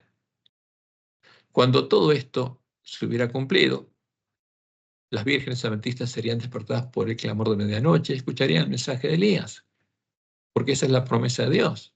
Entonces el mensaje del tercer ángel separaría el trigo y la cizaña en medio de la iglesia remanente. Y eso tiene que pasar. Como dice la profecía debe cumplirse. El Señor dice, aquí yo os envío el profeta Elías antes que venga el día de Jehová grande y terrible. ¿Por qué? Porque lo que pasó en el tiempo de Elías y acá estaría pasando en nuestra iglesia. ¿Quién era Acab? El rey de Israel, que es el tipo de los dirigentes de nuestra iglesia. ¿Quién es la mujer Isabel? La iglesia de Roma, que se casó con Acab. Y ahora nuestros dirigentes habrían hecho alianza con Roma. Y tendríamos en nuestra iglesia profetas de Baal como en ese tiempo. Y estaríamos adorando al Baal, al Dios de Roma. Por eso Dios nos enviaría el profeta Elías como en el tiempo de Acab y Jezabel. He aquí yo os envío al profeta Elías antes que venga el día de Jehová grande y terrible. Alguien debe venir con el espíritu del poder de Elías, dice Elena. ¿Y quiénes van a ser? Todos los siervos fieles y prudentes que le den el verdadero alimento a tiempo a sus hermanos. Todos los que llegan a recibir el sello de Dios. Y mientras recorren el camino angosto que llega a la ciudad de Dios, les den el alimento a tiempo a sus hermanos, como dijo Jesús. ¿Quién es, pues, el siervo fiel y prudente al cual puso su Señor sobre su casa? ¿Quién lo pone? Dios. Como Dios le mostró a Juan que haría el hombre de escobilla. Enviaría a sus mensajeros con el mensaje de Dios, no con el mensaje de los que correrían sin mensaje. ¿Quién es, pues, el siervo fiel y prudente al cual puso su Señor sobre su casa, que es la iglesia adventista en este tiempo, para que les dé el alimento a tiempo? Bienaventurado aquel siervo al cual, cuando su Señor venga, le haya haciendo así. O sea, cuando Jesús venga a llevarnos a la batalla, nos haya haciendo esa obra. De cierto os digo que sobre todos sus bienes le pondrá. Pero si aquel siervo malo dijera en su corazón, mi Señor tarde en venir, y comenzara a golpear a sus consiervos, siguiendo ¿qué cosa? Las instrucciones del manual de iglesia, que tiene que golpearlos, porque enseña, ¿qué cosa? Doctrinas que son contrarias a las del credo, doctrinas que están alineadas a un categórico, así dice Jehová, y comenzar a golpear a sus consiervos, y aún a comer y a beber con los borrachos, ¿qué cosa? La comida y la bebida de los borrachos, de la mesa de Jezabel. Vendrá el Señor de aquel siervo en día que éste no espera y a la hora que no sabe, los castigará duramente y pondrá su parte con los hipócritas, con los falsos. Allí será el lloro y el crujir de dientes. ¿Por qué de Jesús dijo esto? Porque se va a cumplir, se cumpliría. ¿Y por qué lo dice especialmente? Por sus siervos, porque Él no quiere que ninguno se pierda. Dios no quiere que ninguno de nosotros se pierda. Quiere que nos arrepintamos y seamos salvos, porque la puerta aún se encuentra abierta para todos los adventistas. Y la pregunta ¿es esta la palabra profética más segura y se está cumpliendo en nuestros días? Y la respuesta es clara, lo tenemos en nuestros ojos. Sí, se está cumpliendo literalmente. Cada cosa que Dios anunció que pasaría en nuestra iglesia se está cumpliendo, está pasando. ¿Y qué tenemos que hacer nosotros? Justamente clamar a Dios para que Él nos guíe, para que podamos seguir el camino angosto que llega a la vida, para que podamos llegar a tener el nombre de Dios escrito en nuestras frentes. Que Jehová los bendiga y los guarde y los guíe a toda verdad y que tengan una bendecida semana.